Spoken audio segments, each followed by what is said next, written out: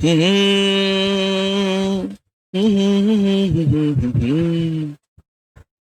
दनी मार देली खींच के तमाचा, ही हंस देले।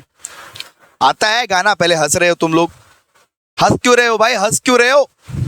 ये गाना आता है किसी को? ये गाना आता है? फेमस मनोज तिवारी ने गाया ये गाना, सुंदर गाना। ही हंस दिले रिंकी या के पापा, ही हंस दिले। आज क्या करने वाले हैं भाई? आज भाई ईएनवीएस का सबसे बोरिंग वाला चैप्टर करने वाले हैं। मैं ट्राई करूंगा भाई 100% 200% ट्राई करूंगा कि ये चैप्टर को मैं इंटरेस्टिंग बना के दूं, ये चैप्टर को इंटरेस्टिंग बना के दूं। लेकिन जो लोग भी आ गए हो, सबसे पहले भाई लाइक करो, लाइक ठोको, क्योंकि आज करने वाले हैं ईएनवीएस का आखिरी चैप्टर। ईएनवीएस का आखिरी चैप्टर जिसका नाम क्या है? Rules and regulations of environment. जिसका नाम क्या है बेटा? Rules and regulations of environment. इस एनवायरनमेंट के प्रति जितने भी लॉज, जितने भी रूल्स, जितने भी रेगुलेशंस, जितने भी कानून बनाए गए हैं, उन चीज के बारे में हम लोग पढ़ेंगे। इस एनवायरनमेंट के लिए, इस पर्यावरण के लिए जितने भी कानून बने गए हैं, उस चीज के बारे में हम लोग पढ़ने वाले हैं आज इस पर्टिकुलर वीडियो में। आज इस पर्टिकुलर वीडियो में हम लोग क्या पढ़ने वाले हैं बेटा? यूनिट नंबर 2 एनवायरमेंटल स्टडीज का, ईएनवीएस का बेटा यूनिट नंबर 2 पढ़ने वाले हैं। जल्दी जल्दी आ जाओ और लाइक कर दो, लाइक कर दो। अरे भाई बैठक बढ़ाओ, बैठक बुलाओ, बैठक बुलाओ। आज करने वाले हैं rules and regulations of environment. 1 घंटे के अंदर अंदर खत्म करना है भाई। मेरे को सेमेस्टर 1 को भी पढ़ाना है, अभी बहुत चाप है। अभी 1 घंटे के अंदर अंदर खत्म करना है। जल्दी आ जाओ, लाइक कर दो भाई, लाइक कर दो। लाइक क्यों नहीं कर रहे हो तुम लोग? लाइक करने में पाप लगती है क्या? और शेयर करो, शेयर करो, हर एक कॉलेज ग्रुप में शेयर करो। अब भाई आज सुंदर से पढ़ाऊंगा ये चैप्टर। जिसको जिसको बोरिंग लगता है, आज से बोरिंग नहीं लगेगा। आज से ये चैप्टर इंटरेस्टिंग बन जाएगा दोस्तों। ये चैप्टर भी आप करके जाओगे। और अगर किसी ने बोला कि ये चैप्टर छोड़ के जाऊंगा तो चप्पल से मारूंगा। ऑन कैमरा बोल रहा हूं, चप्पल से मारूंगा कि कोई भी चैप्टर छोड़ के नहीं जाना है, सारा चैप्टर करना है। नालायक, सारा चैप्टर करना है। ईएनवीएस है, 50 में से 50 लाना है, फुल सिलेबस कवर करना है। आजा जल्दी से आजा। मेरे को डर नहीं लगता यूट्यूब का। मेरे को पब्लिक प्राइवेट ये सब नहीं, ये सब मेरे को समझाने की कोशिश मत करना, ठीक है? तुम लोग सीधा बोल रहा हूं कि अगर एक भी चैप्टर छूटा, चप्पल से मारूंगा। फिर मेरे से डरो तुम लोग, मेरे से डरो, ठीक है? मेरे से डरो। मैं एकदम डेंजर आदमी हूं भाई, डेंजर आदमी हूं। आ जाओ, लाइक शेयर करो ना भाई, लाइक शेयर करो ना, जल्दी जल्दी लाइक शेयर करो। और बताओ चैट बॉक्स में बताओ मेरे प्यारे प्यारे जीव जंतुओं, मेरे प्यारे प्यारे रसगुल्लास एंड रसगुल्लीस, क्या हम लोग rules and regulations of environment क्या स्टार्ट करें? जल्दी बताओ, क्या हम लोग rules and regulations of environment start करें? जल्दी बताओ, जल्दी बताओ, जल्दी बताओ। जी भैया बिल्कुल स्टार्ट कर दो, शुरू कर दो। चलिए आइए। तो सबसे पहले ना हम लोग एनवायरमेंटल रूल्स एंड रेगुलेशंस के बारे में पढ़ेंगे। सबसे पहले हम लोग क्या पढ़ेंगे? एनवायरमेंटल रूल्स एंड रेगुलेशंस के बारे में, कि क्या होता है एनवायरमेंटल रूल्स एंड रेगुलेशंस, उसके बारे में पढ़ेंगे हम लोग। क्या होता है एनवायरमेंटल रूल्स एंड रेगुलेशंस? आइए। सर बहुत बुरा लगा है, आप जो बात बोलते हो ना वो हमको दिल में छपता है, वो बहुत बुरा लग जाता है। तो लगे बेटा, गलती तुम्हारी होगी। आ जाओ। ए सिस्टम ऑफ सुनो, a system of guidelines, a system of what? A system of guidelines, laws, standard put in place by the government और other appropriate authority to safeguard and manage the natural environment is referred to as environmental rules and regulations. यहां पे क्या बोला गया है? सुनो ध्यान से। यहां पे बोला गया है कि गवर्नमेंट, सर गवर्नमेंट मतलब अरे सरकार। यहां पे बोला गया है कि गवर्नमेंट या कोई अदर अप्रोप्रिएट अथॉरिटी, गदर मतलब कि गवर्नमेंट या कोई उसके बराबर का अदर अप्रोप्रिएट अथॉरिटी अगर एनवायरनमेंट के लिए कुछ रूल्स, रेगुलेशंस, कानून, लॉस वगैरह बनाती है, उसको हम लोग बोलते हैं एनवायरमेंटल रूल्स एंड रेगुलेशंस। आप लोग बताओ क्या आप लोग एनवायरनमेंट के लिए रूल्स एंड रेगुलेशंस बना सकते हो? क्या आप लोग में इतनी क्षमता है कि आप लोग एनवायरनमेंट के लिए रूल्स एंड रेगुलेशंस बनाओ? क्या आप लोग में इतनी कैपेसिटी है बेटा? बताओ, जल्दी बताओ, जल्दी बताओ। क्या आप लोग में इतनी क्षमता है कि आप लोग एनवायरनमेंट के लिए रूल्स एंड रेगुलेशंस बना सकते हो? नहीं नहीं नहीं सर, नहीं सर, हमारे अंदर इतनी कैपेसिटी नहीं है, हमारे अंदर इतनी क्षमता नहीं है कि हम लोग इन्वायरमेंट के लिए रूल्स एंड रेगुलेशंस नहीं बना पाएंगे। तो इन्वायरमेंटल रूल्स एंड रेगुलेशंस कौन बनाता है सर? गवर्नमेंट बनाता है और अदर एप्रोप्रिएट अथॉरिटी बनाता है। क्यों बनाता है sir? To safeguard and manage the natural environment. ये जो नेचुरल इन्वायरमेंट है, ये जो सुंदर सुंदर पर्यावरण है, ये जो सुंदर सुंदर परिवेश है, ये जो आप लेक जाते हो, ये सुंदर परिवेश देखने के लिए वो ऐसे ही मेंटेन रहे, वो ऐसे ही चमकता रहे, इसीलिए ये सारा रूल्स एंड रेगुलेशंस लॉस कौन बनाता है? गवर्नमेंट और अदर अप्रोप्रिएट अथॉरिटी। यहाँ पे अदर अप्रोप्रिएट अथॉरिटी का मतलब क्या है सर? गवर्नमेंट अप्रूव्ड अथॉरिटी, यानी गवर्नमेंट ने जिसको पावर दिया है कि भाई तुम एनवायरनमेंट के लिए रूल्स एंड रेगुलेशंस बनाएगा, वो लोग भी बना सकता है और खुद गवर्नमेंट भी बना सकता है। तो यहाँ पे एनवायरमेंटल रूल्स एंड रेगुलेशंस का मतलब क्या हो गया? A system of guidelines, laws, standard put in place by government और other appropriate authority to safeguard and manage the natural environment is referred to as environmental rules and regulations। Clear है? एक guidelines, एक law, एक standard जो कि कौन set करके देता है? गवर्नमेंट सेट करके देता है या कोई अदर एप्रोप्रिएट अथॉरिटी सेट करके देता है to safeguard and to manage the natural environment, उसको हम लोग क्या बोलते हैं? Environmental rules and regulations. समझ में आ गए हो बच्चों? जी बिल्कुल भैया सर, समझ में आ गया, सब समझ में आ गया, ठीक है। और भाई चैट बॉक्स में कोई मजाक नहीं करेगा, मजाक नहीं चल रहा है यहाँ पे, ठीक है? मजाक नहीं चल रहा है यहाँ पे, मजाक नहीं चल रहा है यहाँ पे, चलो आ जाओ। It's referred to environmental rules and regulations. These regulations seek to assure resource sustainability, avoid pollution, इसके बाद protect ecosystem and lesson the effect of human activity on the environment. यहाँ पे क्या बोला गया है कि ये सारे रूल्स एंड रेगुलेशंस, ये सारे रूल्स एंड रेगुलेशंस के वजह से क्या होता है? ये सारे रूल्स एंड रेगुलेशंस के वजह से जो रिसोर्सेस हैं वो सस्टेनेबल रहते हैं। आप सस्टेनेबिलिटी को मेंटेन कर पाते हो। आप ये जो मतलब कि इतने जो कचरा फैला रहे हो ना, इतना जो कचरा फैला रहे हो इन्वायरमेंट में, उसको आप अवॉइड कर पाते हो। अगर रूल्स एंड रेगुलेशंस है तभी तो आप इकोसिस्टम को प्रोटेक्ट कर पाओगे। अब तभी तो ह्यूमन एक्टिविटीज, जो इतना सारा ह्यूमन एक्टिविटीज जो कर रहे हैं, ह्यूमन जो अन्याय कर रहे हैं एनवायरनमेंट पे, उसको रोक पाओगे। ह्यूमंस जो अन्याय कर रहे हैं एनवायरनमेंट पे, उसको कैसे रोकोगे सर? रूल्स, रेगुलेशंस, लॉस बना के। बस इतना ही तो लिखना है।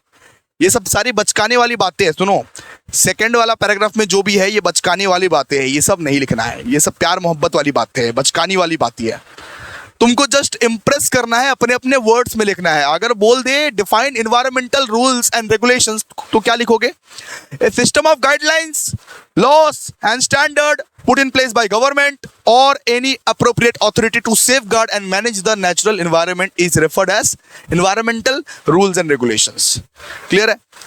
कोई यहाँ पे बोला गया है कोई गाइडलाइन, कोई लॉ, कोई स्टैंडर्ड अगर गवर्नमेंट बनाता है या गवर्नमेंट अप्रूव्ड अथॉरिटीज बनाता है to safeguard and manage the environment, उसको हम लोग क्या बोलते हैं? Environmental rules and regulations. बस इतना लिख दोगे तो हो जाएगा। बस इतना लिख दोगे तो हो जाएगा। अरे इतना लिख दोगे तो हो जाएगा। आ जाओ, अब बात करते हैं। अब नेक्स्ट बात करेंगे बेटा types of environmental loss. Environmental law के कितने टाइप्स होते हैं? एनवायरमेंटल लॉ के दो टाइप्स होते हैं, एक होते हैं स्टैट्यूटरी लॉ, एक होते हैं कॉमन लॉस। एक होते हैं स्टैट्यूटरी लॉस, एक होते हैं common loss. Sir statutory loss कौन बनाता है? Government bodies. सुनो, एनवायरमेंटल लॉस जो है उसके कितने टाइप्स हैं? उसके दो टाइप्स हैं, एक होते हैं स्टैट्यूटरी, एक होते हैं कॉमन। सर स्टैट्यूटरी का मतलब क्या होता है? सर स्टैट्यूटरी जो लॉ होता है ना, वो गवर्नमेंट बॉडीज बनाती है, वो पार्लियामेंट में बन के आती है। ये वाला जो लॉ है बेटा, ये लॉ कौन बनाती होगी? ये लॉ बनाती होगी गवर्नमेंट बॉडीज, जो कि कहां से बन के आती होगी? सर पार्लियामेंट से बन के आती होगी, पार्लियामेंट से बन के आती होगी। और कॉमन लॉस मतलब जो लॉ आप लोगों को बचपन से ही पता है कि पेड़ को काटना नहीं चाहिए, पेड़ को काटना नहीं चाहिए भैया, पॉल्यूशन नहीं करना चाहिए, डिफॉरेस्टेशन नहीं करना चाहिए, गंदगी नहीं मचानी चाहिए, इन्वायरमेंट को गंदा नहीं करना चाहिए। ये सब क्या है? ये सब कॉमन लॉज है जिसको जो कॉमन पीपल लोग फॉलो करता है।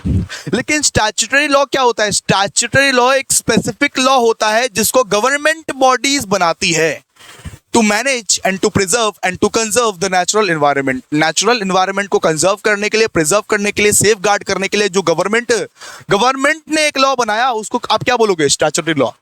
कॉमन लॉ, कॉमन लॉ मतलब जो लॉ सबके लिए अवेलेबल है कि पेड़ को नहीं काटना चाहिए। अरे एथिक्स का बात करो ना, एथिक्स का बात, क्या क्या करना चाहिए, क्या क्या नहीं करना चाहिए, इसको हम लोग क्या बोलते हैं? Common loss.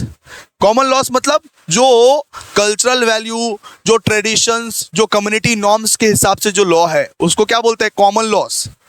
क्लियर है? यहां पे देखिए, एक बार आप देखने की कोशिश कीजिए। मेरे को अभी अपना पेन नहीं दिख रहा है, आ जाओ।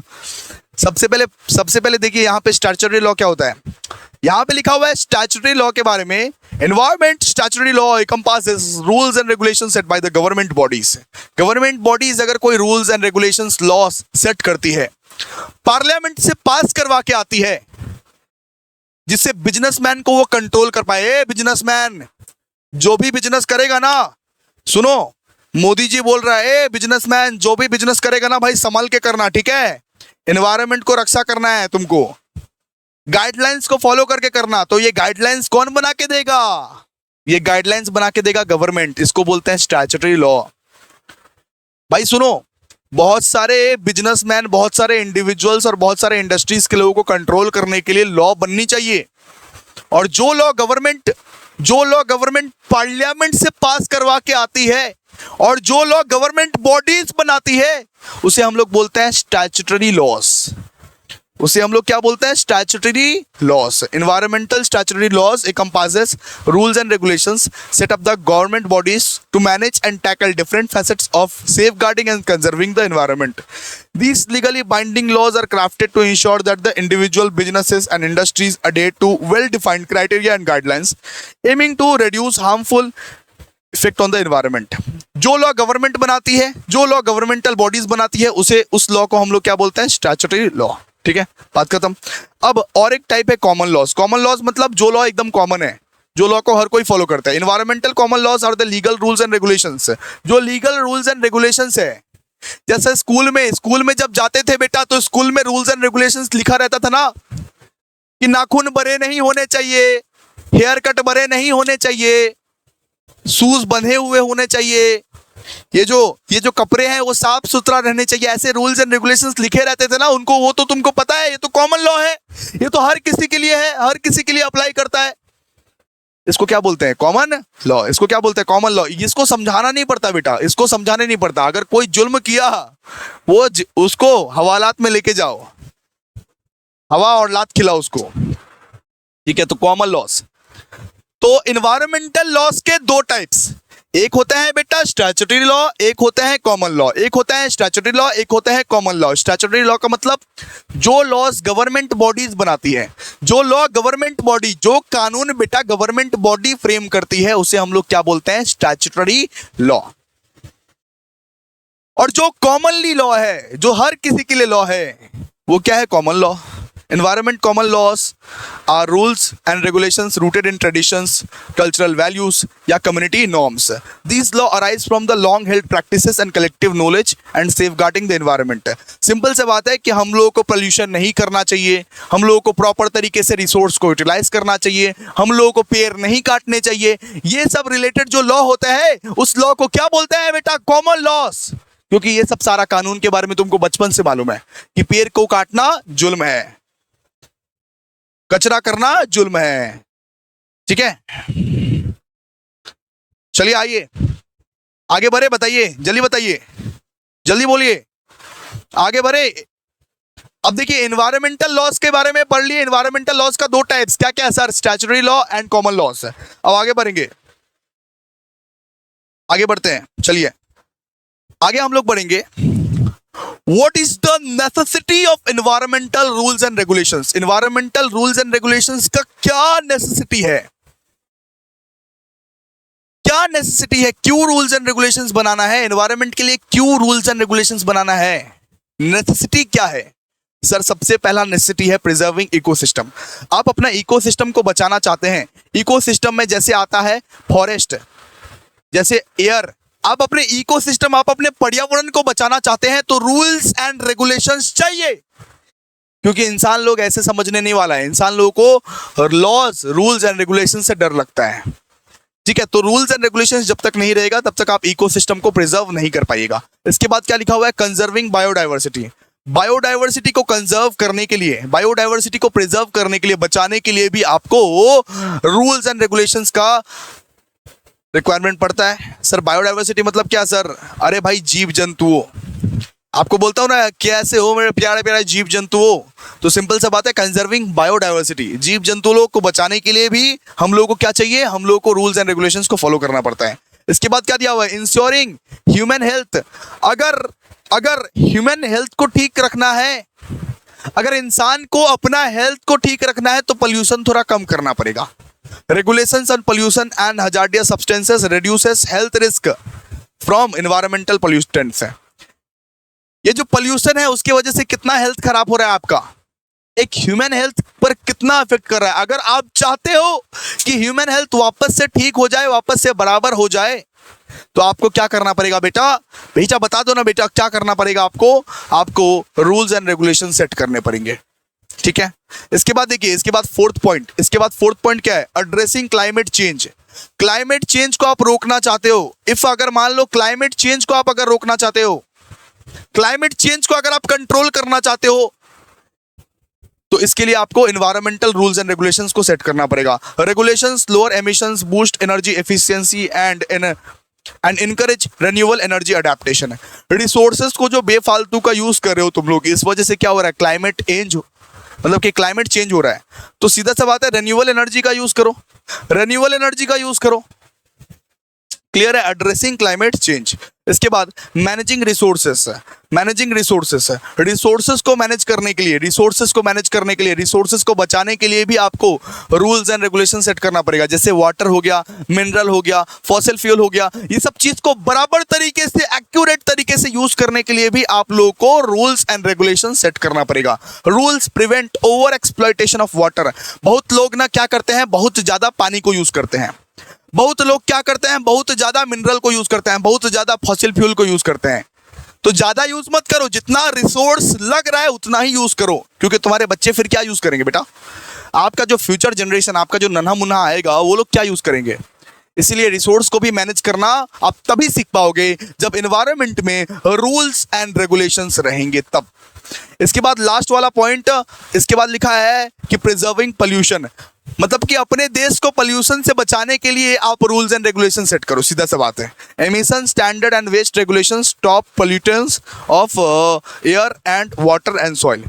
तो आप जब तक रूल्स एंड रेगुलेशंस नहीं लाओगे तब तक ये जो एयर पोल्यूशन हो रहा है, वाटर पोल्यूशन हो रहा है, सॉइल पोल्यूशन हो रहा है, वो नहीं रुकने वाला है। ठीक है, आप लोगों को 6 पॉइंट करके याद करना है। ठीक है, आप लोगों को कितना पॉइंट करके याद करना है? 6 पॉइंट करके। मैंने बहुत सारा पॉइंट इसमें एडअप कर दिया था, लेकिन 6 पॉइंट करके ही आपको याद करना है। आप सिर्फ और सिर्फ 6 पॉइंट करके याद करोगे, बस बात खत्म। इससे क्या है, इससे आप इजीली 5 पॉइंट तो लिख ही दोगे। आइए अब हम लोग पढ़ेंगे, अब नेक्स्ट हम लोग पढ़ने वाले हैं problem in the implementation of the environmental rules and regulations. यानी कि एनवायरमेंटल रूल्स एंड रेगुलेशंस जो है, इसको इम्प्लीमेंट करने में क्या क्या प्रॉब्लम आता है, क्यों नहीं हो पा रहा है इम्प्लीमेंट, क्यों नहीं हो रही है पढ़ाई वही अब हम लोग पढ़ने वाले हैं कि क्यों नहीं हो रहा है इम्प्लीमेंट। एनवायरमेंट के जो रूल्स एंड रेगुलेशंस है उसको इम्प्लीमेंट क्यों नहीं कर पाते हैं। आप देखोगे एक एक दीवार पे लिखा रहता है कि पेशाब करना मना है, बड़ा बड़ा करके लिखा रहता है पेशाब करना मना है, लोग वहीं पे पेशाब करते हैं। क्यों ऐसा क्यों हो रहा है बेटा, क्यों हो रहा है? क्या प्रॉब्लम आ रहा है कि हम लोग इंप्लीमेंट नहीं कर पा रहे वो एनवायरमेंटल रूल्स एंड रेगुलेशंस? आइए, सबसे पहले इन्फोर्समेंट एंड कंप्लायंस की वजह से। Ensuring adherence to rules by individual and business is tough. सीधा सा बात है कि हर एक बिजनेसमैन, इस देश की आबादी कितनी है, इस देश की आबादी है 130 प्लस करोड़। अब हर एक इंसान को देखना, हर एक इंसान को परखना बहुत ज़्यादा डिफिकल्ट हो जाता है कि हर एक इंसान रूल्स एंड रेगुलेशंस को फॉलो कर रहा है या नहीं कर रहा है। वैसे ही इस देश में बहुत सारे केसेस हैं, बहुत सारे मुकदमे हैं। हर एक इंसान को ये देखना कि हर एक इंसान रूल्स एंड रेगुलेशंस को फॉलो कर रहा है या नहीं कर रहा है, इसीलिए बहुत ज़्यादा डिफिकल्ट हो जाता है। इसीलिए हम लोग ये देख नहीं पाते हैं, रूल्स तो बना देते हैं लेकिन ये देख नहीं पाते हैं कि कौन कौन फॉलो कर रहा है, कौन कौन फॉलो नहीं कर रहा है। इसके बाद देखो, इसके बाद लिखा हुआ है complexity and ambiguity. Complexity and ambiguity, environmental issues involve intricate science, economics and law, making rule interpretation and application different। Simple से बात है, रूल्स एंड रेगुलेशंस तो बन जाते हैं, आधे से ज्यादा लोग उसको पढ़ नहीं पाते हैं। रूल्स, लॉज एंड रेगुलेशंस तो बन जाते हैं बेटा, लेकिन आधे से ज्यादा लोग समझ ही नहीं पाते हैं और इंटरप्रेट ही नहीं कर पाते हैं, बिकॉज उसमें बहुत सारा चीज मिक्स रहता है, इकोनॉमिक्स रहता है, साइंस रहता है, लॉज रहता है, इसीलिए वो रूल्स एंड रेगुलेशंस कोई काम का नहीं। 130 प्लस करोड़ आदमियों के लिए हमने, आदमी और औरतों के लिए हमने रूल्स एंड रेगुलेशंस बनाया, हमने पूरे देश के लिए रूल्स एंड रेगुलेशंस बनाया, लेकिन उस रूल्स को समझ पाए जस्ट 50 लाख लोग। बताइए कुछ फायदा होगा? बताइए, कुछ ही लोग समझ पाए उस रूल्स एंड रेगुलेशंस को, उससे कुछ फायदा नहीं होगा। क्लियर है? इसके बाद इकोनॉमिक इम्पैक्ट। इकोनॉमिक इम्पैक्ट, बहुत जो स्ट्रिक्ट रूल्स रहेंगे, बहुत स्ट्रिक्ट रूल्स रहेंगे, इसके वजह से क्या होगा? इसके वजह से हमारा खर्चा बढ़ेगा, इसके वजह से बिजनेस का नुकसान होगा, है ना। अगर एक बिजनेस रूल्स को फॉलो करने लगेगा, बिजनेसमैन या तो अपना बिजनेस करेगा या तो एनवायरनमेंट को कंजर्व करेगा, दो ही में से एक ही चीज कर सकता है।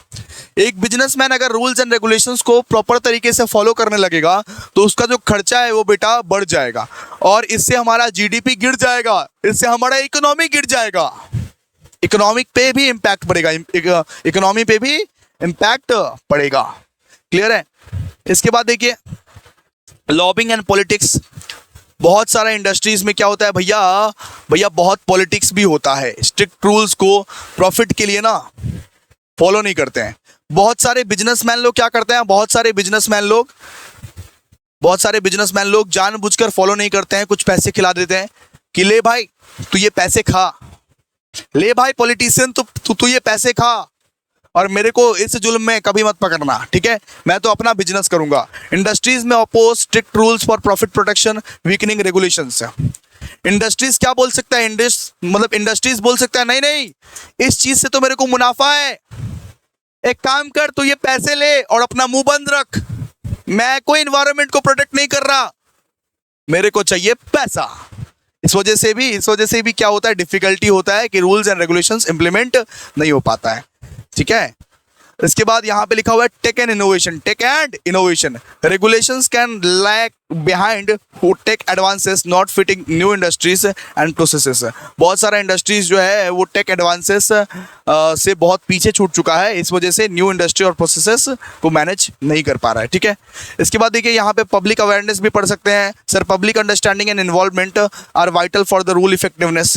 अब पब्लिक ही नहीं समझेगा रूल्स एंड रेगुलेशंस, अगर पब्लिक खुद नहीं समझेगा, पब्लिक के लिए कोई इंपॉर्टेंट मैटर नहीं करेगा रूल्स एंड रेगुलेशंस, तो क्या खाक कुछ कर पाएगा, क्या खाक कुछ बदलाव हो पाएगा? जी बिल्कुल भी नहीं। तो पब्लिक अवेयरनेस भी बहुत ज्यादा जरूरी होता है। तो ये क्या पढ़े हम लोग ने, ये हम लोग ने पढ़ा problem in the implementation of the environmental rules and regulations. 5 point ही आपको याद रखना है। प्रॉब्लम्स क्या क्या आता है, एनवायरमेंटल रूल्स एंड रेगुलेशंस को इंप्लीमेंट करने में क्या क्या प्रॉब्लम्स आता है। ठीक है, अब हम लोग क्या पढ़ेंगे, अब हम लोग पढ़ेंगे environmental laws in India. India में एनवायरमेंट के कितने प्रकार के कानून हैं, इंडिया में हमारा भारत में एनवायरमेंट के रिलेटेड कितने प्रकार के कानून हैं, उसके रिलेटेड हम लोग पढ़ने वाले हैं, उसके बारे में हम लोग पढ़ने वाले हैं। आइए फटाफट से। ठीक है, तो सबसे पहला कानून है द एनवायरमेंट प्रोटेक्शन एक्ट 1986। सबसे पहला कानून क्या है, द एनवायरमेंट प्रोटेक्शन एक्ट 1986। यहाँ पे क्या लिखा हुआ है, an umbrella legislation that provide a framework for coordinating the activities of various central and state authorities established under previous environmental loss. ठीक है, इसको हम लोग क्या बोलते हैं, द एनवायरमेंट प्रोटेक्शन एक्ट 1986। बहुत सारा स्टेट अथॉरिटीज, बहुत सारा कंट्रीज के लोग एक साथ मिले थे और ये डिसाइड किया था कि हम लोग एनवायरमेंट को प्रोटेक्ट करेंगे। बहुत सारे कंट्रीज के लोग एक साथ मिले थे, एक साथ बैठक हुई थी और यहाँ पे ये फैसला किया गया कि हम लोग अपने एनवायरमेंट को प्रोटेक्ट करेंगे। इसके बाद क्या आता है, इसके बाद आता है the air prevention and control of pollution act 1981। The Air Prevention and Control of Pollution Act 1981 aims to control and reduce air pollution by establishing Pollution Control Board to monitor and enforce air quality standard। Simple सी बात है, ये जो air prevention and control of pollution act जो है ये कैसे आया? Aims to control reduce air pollution. ये जो एयर पोल्यूशन इतना हो रहा है उसको रिड्यूस करने के लिए, इसको कंट्रोल करने के लिए ये एक्ट लाया गया। इसको हम लोग क्या बोलेंगे? The air prevention and control of pollution act 1981। ये जो एयर पोल्यूशन हो रहा है, इतना जो हवा प्रदूषित हो रहा है बेटा, इसको कंट्रोल करने के लिए, इसके बाद और एक लॉ का नाम है दोस्तों the water prevention and control of pollution act 1974 है। ये क्यों आया? ये लॉ क्यों आया? ये आया वाटर पोल्यूशन को कंट्रोल करने के लिए, the water prevention and control of pollution act 1974। इसके बाद देखिए, इसके बाद the forest conservation act 1980, the forest conservation act 1980 यानी फॉरेस्ट को प्रोटेक्ट करने के लिए ये लॉ आया था दोस्तों, फॉरेस्ट को प्रोटेक्ट करने के लिए, जंगल को प्रोटेक्ट करने के लिए। फॉरेस्ट में ना बहुत सारे फॉरेस्ट एरियाज को ना बहुत सारा नॉन फॉरेस्ट एरियाज बना रहे थे, जंगल को बहुत लोग इंफ्रास्ट्रक्चर डेवलपमेंट कर रहे थे, एग्रीकल्चरल लैंड बना रहे थे, इस वजह से उस चीज को प्रोटेक्ट करने के लिए ये एक्ट लाया गया। इसका नाम क्या था? The forest conservation act 1980। इसके बाद the wildlife protection act 1972 यानी कि ये जो वाइल्ड एनिमल्स है, ये जो बर्ड्स है, प्लांट्स है, इन सबको बचाने के लिए, इन सबको रक्षा करने के लिए ये एक्ट लाया गया, the wildlife protection act 1972। और लास्ट में द बायोलॉजिकल डाइवर्सिटी एक्ट 2002। ये सब सारे लॉज है बेटा, ये सब सारे लॉज है, ये सब सारे लॉज के बारे में आप लोग एक बार पढ़ लो। आपको अगर पूछे एनवायरमेंटल लॉज इन इंडिया यानी कि इंडिया में कितने प्रकार के एनवायरमेंटल लॉज है, तो आप एक एक करके बता देना। सबसे पहला क्या? सबसे पहला है द एनवायरमेंट प्रोटेक्शन एक्ट 1986। बोलो चैट बॉक्स में, बोलो एनवायरमेंट के कितने प्रकार के कानून है हमारे इंडिया में, एनवायरमेंट से रिलेटेड कितने प्रकार के कानून है हमारे इंडिया में, बोलो चैट बॉक्स में। सबसे पहला द एनवायरमेंट प्रोटेक्शन एक्ट 1986। दूसरा the air prevention and control of pollution act 1981, air pollution को कंट्रोल करने के लिए, एयर पोल्यूशन जो हो रहा है इतना, उसको कंट्रोल करने के लिए। तीसरा the water prevention and control of pollution act 1974। ये डेट्स याद रखना पड़ेगा, ये डेट्स याद रखना पड़ेगा। The water prevention and control of pollution act क्यों आया था? वाटर पोल्यूशन को कंट्रोल करने के लिए, वाटर पोल्यूशन को कंट्रोल करने के लिए। इसके बाद द फॉरेस्ट कंजर्वेशन एक्ट आया था, द फॉरेस्ट कंजर्वेशन एक्ट 1980, ठीक है, ये फॉरेस्ट को कंट्रोल करने के लिए, फॉरेस्ट को कंजर्व करने के लिए। और the wildlife protection act, ये जो जानवरों की हत्या कर, ये जो वाइल्ड लाइफ की हत्या कर दी जा रही थी उनके लिए आया था, ठीक है, ओके। अब आगे पढ़ेंगे। अब हम लोग नेक्स्ट टॉपिक पढ़ने वाले हैं, mistakes in the implementation of the environmental rules and regulations. क्या क्या मिस्टेक्स था, क्या क्या मिस्टेक्स था जिससे एनवायरमेंटल रूल्स एंड रेगुलेशंस का हम लोग प्रॉपर तरीके से इंप्लीमेंट नहीं कर पाए। कौन कौन सा ऐसा मिस्टेक हुआ हमसे, कौन कौन सा ऐसा मिस्टेक की वजह से हम लोग इंप्लीमेंट नहीं कर पाते environmental rules and regulations. Problem को ही लिख देना है बेटा, प्रॉब्लम को ही आपको लिख देना है, ठीक है, प्रॉब्लम को ही आपको लिख देना है। प्रॉब्लम्स पढ़े थे ना, प्रॉब्लम्स वही है, इसका आंसर क्या होगा? वो प्रॉब्लम वाला, अलग से नहीं पढ़ाएंगे। वो प्रॉब्लम्स जो है ना, problems in the implementation of environmental rules and regulations, उसका आंसर बिल्कुल डिट्टो होगा, सेम टू सेम होगा, अलग से याद करने का नहीं है। मिस्टेक्स आए या प्रॉब्लम आए, सेम टू सेम होगा, क्लियर है? इसको अलग से नहीं पढ़ाएंगे, इसको अलग से नहीं पढ़ाएंगे, प्रॉब्लम्स वाला आंसर होगा। जो जो प्रॉब्लम्स था ना, problem in the implementation of environmental rules and regulations, वही आंसर होगा इसका, क्लियर है? अब हम लोग बहुत सारे एक्ट के बारे में पढ़ेंगे, wildlife protection act, air वाला जो एक्ट था, वाटर वाला जो एक्ट था, सब चीज के बारे में एक एक करके हम लोग पढ़ेंगे, क्लियर है? चलिए आ जाओ फिर। अभी हम लोग पढ़ेंगे बहुत सारे एक्ट्स के बारे में, बहुत सारे जो वाइल्ड लाइफ प्रोटेक्शन एक्ट है, जो एयर वाला एक्ट है, जो वाटर वाला एक्ट है, जो फॉरेस्ट वाला एक्ट है, सब चीज के बारे में एक एक बार करके पढ़ लेते हैं बस, और ये चैप्टर को खत्म करते हैं, खात्मा करते हैं। अभी आ जाओ, सबसे पहले हम लोग पढ़ेंगे wildlife protection act 1972, wildlife protection act 1972। आ जाओ, इसके बारे में पढ़ते हैं। The wildlife protection act of 1972 in India is an extensive legislation design to safeguard wildlife and their environment। so wildlife protection act 1972 जो आया हुआ था ना, वो किस लिए आया था? to safeguard the wildlife and their environment। जितने भी शेर, शेर हो गया, भालू हो गया, टाइगर हो गया, चीता हो गया, जो भी है, जो भी जंगल में रहते हैं, उन लोगों को भैया प्रोटेक्ट करने के लिए, उन लोगों को सेफ गार्ड करने के लिए एक एक्ट आना चाहिए, एक लॉ आना चाहिए, रेगुलेशंस आना चाहिए, रूल्स आना चाहिए। उस एक्ट का नाम है दोस्तों the wildlife protection act 1972। यहाँ पे क्या लिखा हुआ है? The wildlife protection act 1972 in India is an extensive legislation to design to safeguard wildlife and their environment. Wildlife को सेव करने के लिए, वाइल्ड लाइफ को सेफ गार्ड करने के लिए, एनवायरमेंट को सेफ गार्ड करने के लिए एक एक्ट लाया गया जिसका नाम क्या था? Wildlife protection act 1972। अब देखो यहाँ पे क्या लिखा हुआ है? It compasses key elements like creating protected regions. इसमें एक की एलिमेंट्स ये था कि वाइल्ड लाइफ लोगों के लिए एक सुरक्षित जगह को बनाया जाए, एक वाइल्ड लाइफ लोगों के लिए, शेर, चीता, भालू के लिए एक प्रोटेक्टेड जगह को बनाया जाए। Overseeing hunting and legal trade. Simple सा बात है, बहुत सारे लोग हंटिंग करते हैं, जैसे अपना सलमान भाई, जैसे अपना सैलमोन भाई, जो हंटिंग वंटिंग करते हैं। ये सब चीज को देखना, ये सब चीज को परखना, और जो लोग भी किया है उसको सजा दिलवाना। And taking conservation issues. The law clarifies species into different schedules, each indicating the level of protection they require.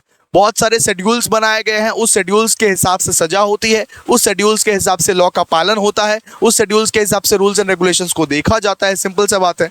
और भाई जो लोग भी वाइल्ड लाइफ प्रोटेक्शन एक्ट 1972 का उल्लंघन करता है, यानी अगर तुम इस एक्ट के, इस कानून को नहीं मानोगे, अगर तुम बेटा इस कानून को नहीं मानोगे, नहीं फॉलो करोगे, तो तुमको पनिशमेंट मिलेगी, तुमको पनिशमेंट मिलेगी। और सुनो, ये एक्ट ये बताता है कि हंटिंग के लिए, रिसर्च के लिए या फोटोग्राफी के लिए ना तुमको एक स्पेशल लाइसेंस चाहिए।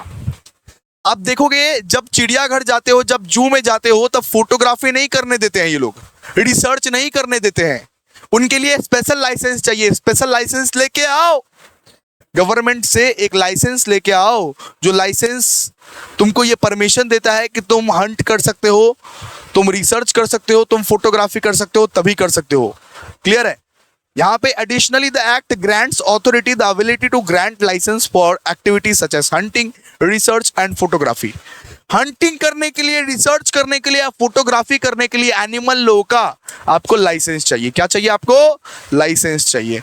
यहाँ पे एडिशनली दिया हुआ है बहुत सारा चीज, आपको पढ़ना है लिमिटेड। यहाँ पे क्या क्या दिया हुआ है? The wildlife protection act 1972 is organized in 8 chapters. 8 chapters में इसको ऑर्गेनाइज किया गया है। जो 60 शेड्यूल, 60 शेड्यूल्स, जिसमें 60 शेड्यूल्स है। अच्छा सॉरी, ये जो वाइल्ड लाइफ प्रोटेक्शन एक्ट 1972 है ना, ये 8 चैप्टर्स में ऑर्गेनाइज किया गया है, जिसमें 60 सेक्शन है, 60 सेक्शन है और 6 शेड्यूल्स है। क्लियर है? 8 चैप्टर्स, 60 सेक्शंस एंड 6 शेड्यूल्स। चलिए, इतना तक हो गया। चलिए आइए अब आगे हम लोग पढ़ेंगे forest conservation act 1980। Forest conservation act 1980 simple सा बात है, फॉरेस्ट को प्रिजर्व करने के लिए, फॉरेस्ट को प्रोटेक्ट करने के लिए ये एक्ट आया होगा, ये कानून आया होगा। इसका नाम क्या है? Forest conservation act 1980। यहां पे देखिए क्या लिखा हुआ है। ओ हेलो, आपको बोल रहा हूं, देखिए ध्यान से। India forest conservation act 1980 is a piece of law design to conserve and protect forest. ये जो फॉरेस्ट है, ये जो जंगल है, इनको प्रोटेक्ट करने के लिए, इनको कंजर्व करने के लिए ये कानून लाया गया था, जिनका नाम क्या था? Forest conservation act 1980। By limiting activity that could otherwise result in deforestation. ठीक है, जिससे डिफॉरेस्टेशन ना हो, जिससे पर्यावरण का उल्लंघन ना हो, इसीलिए ये सब सारा कानून लाया गया। ठीक है, यहां पे देखिए, diverting forest land for non forest uses including mining, industrial and infrastructure projects need clearance from the central government. अगर कोई इंसान एक फॉरेस्ट लैंड को, अगर कोई ऐसा तुच्छ प्राणी है जो फॉरेस्ट लैंड को नॉन फॉरेस्ट लैंड में भैया कन्वर्ट करना चाहता है, फॉरेस्ट लैंड को नॉन फॉरेस्ट लैंड में कन्वर्ट करना चाहता है, उनको उसके लिए सेंट्रल गवर्नमेंट से लाइसेंस लेना पड़ेगा। यानी एक जंगल को वो इंफ्रास्ट्रक्चर बनाना चाहता है, वो उधर घर बारी गाड़ी सब बनाना चाहता है, तो उसके लिए सेंट्रल गवर्नमेंट से उसको परमिशन लेना पड़ेगा। यही कहता है ये कानून, India's forest act 1980। India's forest act 1980 यही कहता है कि किसी भी तरीके से हम प्रोटेक्ट करेंगे जंगलों को, फॉरेस्ट को। डिफॉरेस्टेशन नहीं होने देंगे। आगे आगे हम लोग पढ़ेंगे forest conservation act 1980 aims to achieve 3 main objective. Forest conservation act का क्या क्या ऑब्जेक्टिव्स था। अब आगे हम लोग क्या पढ़ने वाले हैं, फॉरेस्ट कंजर्वेशन एक्ट 1980 का क्या क्या मेन ऑब्जेक्टिव था, उद्देश्य क्या था, क्या मेन ऑब्जेक्टिव था फॉरेस्ट कंजर्वेशन, क्यों कंजर्व करते हैं फॉरेस्ट को। सबसे पहले मेन ऑब्जेक्टिव था इसका, सबसे पहले मेन ऑब्जेक्टिव था कि जंगलों को कंजर्व करने के लिए, जंगलों का रक्षा करने के लिए जरूरी था conservation of forest. The act focuses on preservation, the act focus on protection and regeneration to forest to maintain ecological balance and biodiversity.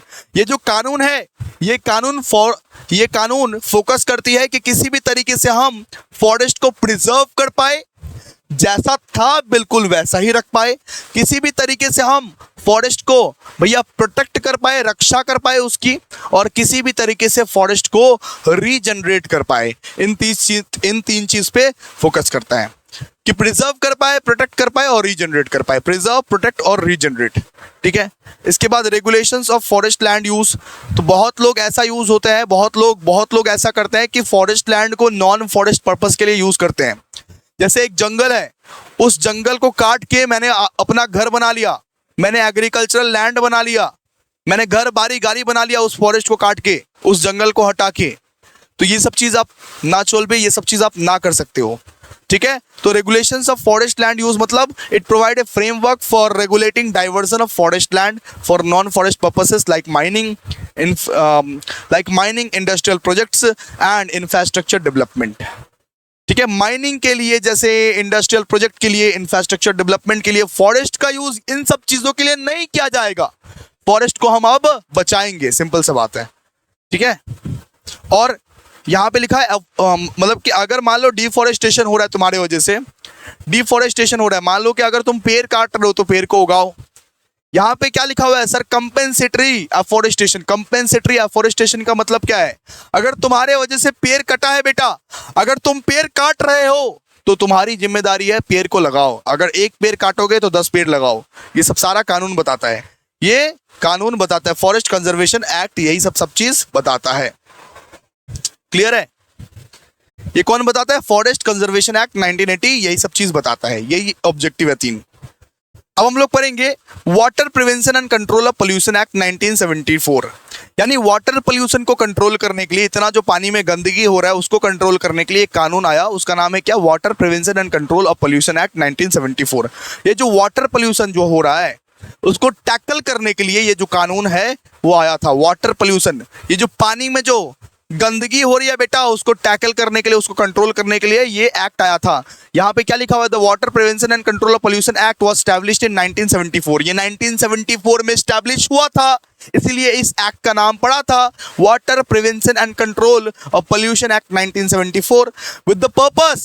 इसका पर्पस क्या था, with the purpose of preventing and controlling water pollution, जिससे water pollution जो है वो control हो जाए, जिससे वाटर पोल्यूशन को हम लोग कंट्रोल कर पाए, प्रिवेंट कर पाए।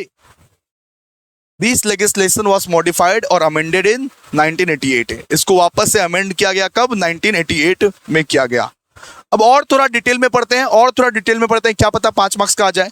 The main purpose of the water prevention and control of pollution act is to prevent and manage water pollution in India. Simple सा बात है, इंडिया में जो वाटर पोल्यूशन हो रहा है उसको किस तरीके से, बढ़िया तरीके से हम लोग मैनेज कर पाए, ये एक्ट बताता है हम लोग को। Water prevention and control of pollution act ये बताता है कि किस तरीके से ये जो वाटर पोल्यूशन हो रहा है उसको कंट्रोल करे, it seeks to achieve this overseeing and restricting the release of harmful substances into water sources है। सिंपल सा बात है, वाटर पोल्यूशन का मतलब क्या हो गया कि अगर कुछ हार्मफुल सब्सटेंसेस अगर आप पानी में फेंकते हो, इससे क्या होता है, वाटर पोल्यूशन होता है।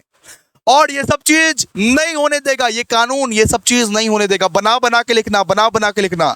Setting benchmark for the quality of water discharges है, encouraging the preservation of water reserves है। सिंपल सा बात है, वाटर रिजर्व्स को बनाए रखना, ठीक है। जैसे कि देखो, जैसे कि पानी का जो बहुत कमी है, इस वजह से वाटर रिजर्व्स को मेंटेन करना पड़ेगा ना बेटा, फिर ही आप इसका समाधान निकाल पाओगे। चलिए आगे, आगे है air prevention and control of pollution act 1981। Air prevention and control of pollution act 1981 ये कानून इसलिए निकला था टू टैकल एयर पोल्यूशन। इतना जो एयर पोल्यूशन हो रहा है, इतना जो एयर पोल्यूशन हो रहा है बेटा, इतना जो हवा में गंदगी फैल रही है, इस वजह से इस प्रॉब्लम को टैकल करने के लिए ये जो कानून है ये लाया गया था। इसका नाम क्या है? Air prevention and control of pollution act 1981 है। ये इंडिया है बेटा, है यहाँ पे कानून तो बहुत सारे मिल जाएंगे आपको, लेकिन समाधान नहीं मिलेगा। तो एयर पोल्यूशन का भी एक कानून निकाल दिया गया है, the air prevention and control of pollution act 1981। क्यों? क्योंकि हमको एयर पोल्यूशन को भी तो कंट्रोल करना है। The air prevention and control of pollution act 1981 A legislation enacted by the Indian parliament aimed at preventing. Simple सा बात है, इस लॉ को किसने बनाया है? हर एक लॉ को, ये स्टैट्यूटरी लॉ है, हर एक लॉ को कौन बनाता है? Indian parliament. इंडियन पार्लियामेंट से पास होके आता है, ठीक है। और ये क्यों बना था? ये एक्ट क्यों बना था? To control air pollution within the country.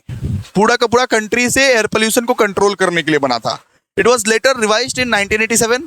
This marked India's initial events to address the issue of air pollution. Simple सा बात है, सबसे अर्ली वाला स्टेप था, इंडिया का सबसे अर्ली वाला स्टेप था टू कंट्रोल एयर पोल्यूशन। ठीक है, रीड आउट कर लीजिएगा इसको। इसके बाद देखिए,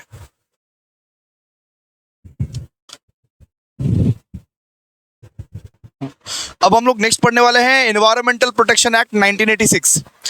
एनवायरमेंटल प्रोटेक्शन एक्ट 1986 जो कि आया था नवंबर 1986 में आया था, लागू हुआ था। ठीक है, इसके बारे में पढ़ते हैं एक बार। यहाँ पे देखिए, the environment protection act 1986 is an Indian parliamentary legislation. Indian parliamentary में पास हुआ था ये, जो कि कब आया था, इफेक्ट कब हुआ था? नवंबर 1986 को आया था। और ये भोपाल गैस एक्सीडेंट के बाद आया था। भोपाल गैस इंसिडेंट के बारे में समझाया था ना मैंने। वहां पे क्या हुआ था कि मिथाइल वाला जो गैस था वो लीक हो गया था, इस वजह से ये जो एनवायरमेंट प्रोटेक्शन एक्ट था ये आया था। सिंपल सी बात है। It was enacted under article 253 of Indian constitution allowing the central government to pass law to implement international agreements. तो हर एक सेंट्रल गवर्नमेंट को ये आदेश दिया कि भाई अब एनवायरमेंट के लिए कुछ करिए, एनवायरमेंट प्रोटेक्शन के लिए कुछ करिए। बहुत हो रहा है भाई, एनवायरमेंट में बहुत ज्यादा हानि हो रहा है एनवायरमेंट का। ठीक है, the act's goal is to enforce decision from the United Nation conferences on human environment focusing on safeguarding the environment, preventing hazards to humans, animals, plant and property. जब बहुत सारे एनवायरमेंट पर हानि होने लगी, जैसे कि ह्यूमन्स, एनिमल्स, प्लांट्स और प्रॉपर्टी को बहुत ज़्यादा नुकसान होने लगा, तब जाके एनवायरमेंट प्रोटेक्शन एक्ट 1986 आया था। तो प्लीज़ आप यहाँ तक याद कीजिएगा, यहाँ तक ही लिखिएगा। ठीक है, एनवायरमेंटल प्रोटेक्शन एक्ट 1986। सो अब हम लोग पढ़ने वाले हैं मॉन्ट्रियल प्रोटोकॉल के बारे में। अब हम लोग किस चीज़ के बारे में पढ़ने वाले हैं? अब हम लोग पढ़ने वाले हैं मॉन्ट्रियल प्रोटोकॉल के बारे में। ये एक्ट जो आया था, ये एक्ट क्यों आया था? ये एक्ट आया था ओजोन लेयर को प्रोटेक्ट करने के लिए, रक्षा करने के लिए। यहाँ पे देखिए क्या लिखा हुआ है, द मॉन्ट्रियल प्रोटोकॉल स्टैब्लिश्ड इन 1987। ये स्टैब्लिश कब हुआ था? 1987 को हुआ था। इनफोर्स कब हुआ था? 1989 को हुआ था। It's a global pact to design to safeguard the ozone layer by phasing out substances that harm it. Ozone को जो सब्सटेंसेस हार्म कर रहे हैं उनको बचाने के लिए ये एक्ट लाया गया था, ये एग्रीमेंट साइन हुआ था। इस एग्रीमेंट को बोलते हैं मॉन्ट्रियल प्रोटोकॉल।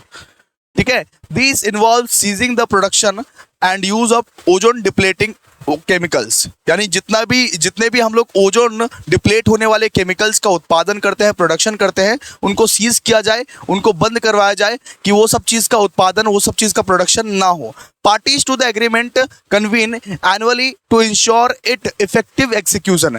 जो लोग एग्रीमेंट के ये पार्टीज बने थे, जो लोग एग्रीमेंट पर साइन किए थे कि हाँ हम लोग ओजोन लेयर को बचाएंगे, हमारा ये मकसद है कि किसी भी तरीके से ओजोन लेयर को हम लोग हार्म नहीं होने देंगे, वो लोग ये एग्जीक्यूशन के लिए काम किए थे। इसका क्लियर है? with adjustment made 6 times including the recent Kigali amendment in 2016. The amendment targeted the reduction of the hydrofluorocarbon which were replacement of the ozone depleting agent but contribute to climate change. Simple सा बात है, किसी भी तरीके से ozone depleting chemicals का use कम कर देना है, इनका ये टारगेट था। ये था मॉन्ट्रियल प्रोटोकॉल। ये क्या था? ये था मॉन्ट्रियल प्रोटोकॉल। इसके बाद हम लोग पढ़ेंगे कि इसके बाद हम लोग पढ़ेंगे sir Kigali agreement. Kigali agreement, Kigali agreement एक अमेंडमेंट को बोला जाता है। सुनो, मोनोट्रेल, ये जो मोनोट्रेल प्रोटोकॉल था ना, इसका बहुत बार अमेंडमेंट आ गया है, इसमें बहुत बार चेंज आ गया है। ये जो मोनोट्रेल प्रोटोकॉल था इसमें बहुत बार चेंज आया हुआ है। उसमें से जब 8th टाइम जब चेंज हुआ, जब 8वीं बार जब चेंज हुआ मोनोट्रेल प्रोटोकॉल, उस चेंज को हम लोग बोलते हैं किगाली एग्रीमेंट। उस चेंज को हम लोग क्या बोलते हैं? Kigali agreement. क्योंकि वो चेंज, वो अमेंडमेंट कहाँ पे हुआ था? क्यों वो चेंज हुआ था? किगाली में। क्लियर है? यहाँ पे लिखा हुआ है the Montreal protocol established in 1893, sorry, the Montreal protocol established in 1989 has undergone multiple amendment. So Montreal protocol जो था उसमें बहुत सारे अमेंडमेंट्स आए, including the 8th one is known as Kigali agreement.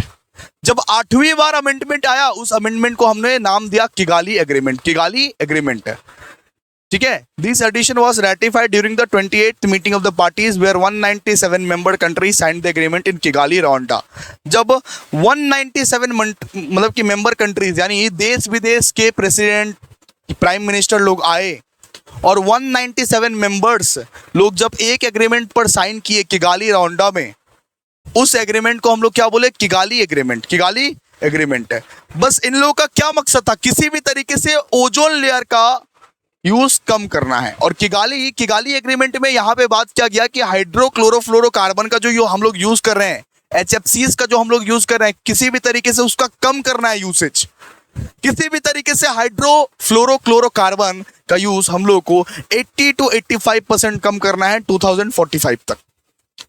Kigali agreement का सबसे मेन मकसद ये था कि किसी भी तरीके से हाइड्रोफ्लोरोक्लोरोकार्बन का यूज अप्रोक्सीमेटली 80 to 85% हम लोगों को कम करना है इन द मतलब कि बाय द ईयर 2045। क्लियर है? आगे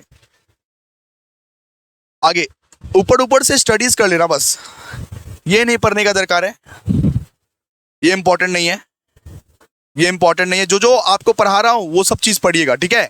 इसके बाद है क्योटो प्रोटोकॉल। क्योटो प्रोटोकॉल कब स्टैब्लिश हुआ था सर? 1997 में स्टैब्लिश हुआ था। इनफोर्स कब हुआ था? 2005 में। क्योटो प्रोटोकॉल जो था ये 1997 में स्टैब्लिश हुआ था और इनैक्ट कब किया गया था इसको?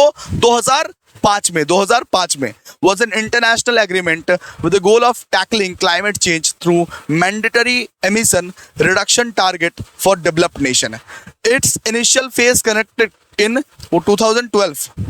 ये जो इतना एमिशन हो रहा था, इतना एमिशन जो हो रहा था उसका रिडक्शन के लिए, ठीक है, ये क्योटो प्रोटोकॉल लाया गया था। ये सब दो मार्क्स के लिए आएगा। ये जो ग्रीन हाउस एमिशन हो रहा है, ये जो ग्रीन हाउस एमिशन हो रहा है, इसको कंट्रोल करने के लिए, इसको कम करने के लिए जो क्योटो प्रोटोकॉल है उसको लाया गया था। कब लाया गया था? 1997 में इसको स्टैब्लिश हुआ था ये, और इसको इनैक्ट कब किया गया था? 2005 में, ठीक है। ये इंटरनेशनल एग्रीमेंट बनाया गया था to decrease the greenhouse emission. Greenhouse emission को डिक्रीज करने के लिए ये क्योटो प्रोटोकॉल लाया गया था। दो मार्क्स का आएगा, लिख दीजिएगा अपने अपने हिसाब से। इसके बाद आगे different type of rules and regulations. कितने type of rules and regulations है एनवायरनमेंट में? ओ हेलो, एनवायरनमेंट में कितने टाइप्स के रूल्स एंड रेगुलेशंस है? आइए, तो रूल्स एंड रेगुलेशंस से सबसे पहले है एयर क्वालिटी रूल्स, इसके बाद है वेस्ट मैनेजमेंट रूल, इसके बाद है सर वो बायोडाइवर्सिटी रूल, इसके बाद है एनवायरमेंटल इम्पैक्ट असेसमेंट, इसके बाद है land use planning, climate change regulations, noise pollution rule, wildlife protection rule. बहुत सारे रूल्स है बेटा हम लोग के एनवायरनमेंट में। Air quality rules, waste management rules, biodiversity rules, environment impact assessment use, फिर land use planning, climate change regulations, noise pollution rule, wildlife protection rules, etcetera etcetera.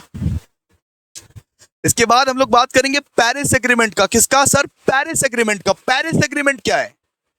यहाँ पे पेरिस एग्रीमेंट पेरिस में ही हुआ होगा। यहाँ पे देखिए, the Paris agreement is a globally treaty under the UNFCCC design to tackle climate change. Climate change के issue को टैकल करने के लिए ये मतलब कि पेरिस एग्रीमेंट लाया गया था।